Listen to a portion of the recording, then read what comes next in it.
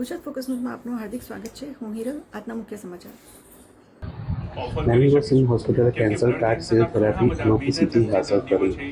Affordable સારવાર, દર્દીને રાહત અને કાર્ડ થેરાપી રક્ત સંબંધી કેટલાક કેન્સર માટે અતિ આધુનિક અને ક્રાંતિકારી સારવાર છે. તેમાં દર્દીઓ પોતાની ટી સેલ જેનેટિક રીતે ફેરફાર કરીને કેન્સર સેલ્સને નષ્ટ કરવા માટે સક્ષમ બનાવવામાં આવે છે.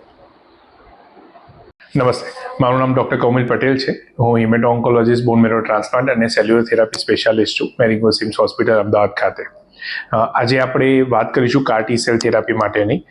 કાર ટી સેલ થેરાપી એ એક સ્પેશિયલાઇઝ થેરાપી છે કે જે બ્લડ કેન્સરના દર્દીઓ કે જેમને કિમોથેરાપી, ઇમ્યુનોથેરાપી, રેડિયેશન, બોન મેરો ટ્રાન્સપ્લાન્ટ કે જેનાથી પણ ફાયદો નથી થયો, કાં તો એવા દર્દીઓ કે જેમની બીમારી એકવાર કંટ્રોલમાં આવી ગઈ છે તેમ છતાં પણ નજીકના ભવિષ્યમાં કે પાછળથી ફરીથી પાછી આવે છે કે જેને આપણે રિલેપ્સ કહીએ છીએ, એવા દર્દીઓ માટે આ થેરાપી બહુ મહત્વની છે.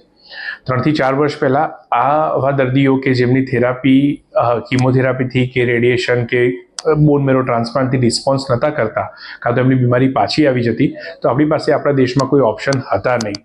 બહારના દેશોના અંદર કાર ટી સેલ થેરાપી થતી હતી, પણ એ ઘણી જ મોંઘી હતી. છેલ્લા 2 વર્ષથી આપણા દેશના અંદર આપણી પોતાની car T cell therapy available છે અને જેની કોસ્ટ 10મા ભાગ કરતાં પણ ઓછી છે, જેના કારણે આપણે આપણા દેશના અંદર મોટાભાગના દર્દીઓ કે જેમને ખરેખર થેરાપીની જરૂર છે, કે જેઓ ટ્રાન્સપ્લાન્ટ પછી પણ બીમારી પાછી આવી ગઈ છે, કાં તો જેઓ ટ્રાન્સપ્લાન્ટ સુધી પહોંચી નથી શકતા, કે જેઓ ટ્રાન્સપ્લાન્ટ કરવા માટે જેમની ફિટનેસ નથી, એવા બધા દર્દીઓ જે લોહીના કેન્સર છે એના માટે આ થેરાપી આપણે ઉપયોગમાં કરી શકીએ છીએ.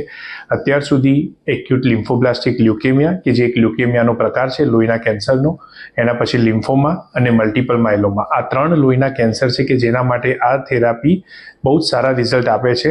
આપણા દેશમાં, આખા વર્લ્ડના અંદર ટ્રાયલ્સ અને સાયન્સ હજુ પણ આમના ઉપર કામ કરી રહ્યું છે કે જેના કારણે આના સિવાયના પણ લોહીના કેન્સર સિવાયના સોલિડ કેન્સરો જેમ કે પેટના કેન્સરો, મગજના કેન્સરો અને કેન્સરને છોડી દઈએ તો રોગ પ્રતિકારક શક્તિને લગતા બીજા રોગો જેમ કે રુમેટોલોજીકલ કન્ડિશન, વાને લગતી બીમારીઓ, આ બધા માટે ટ્રાયલ્સના અંદર કાર ટી સેલ થેરાપીના ટ્રાયલ્સ ચાલી રહ્યા છે કે જે નજીકના ભવિષ્યમાં પોઝિટિવ રિઝલ્ટ આપે એવી શક્યતા છે.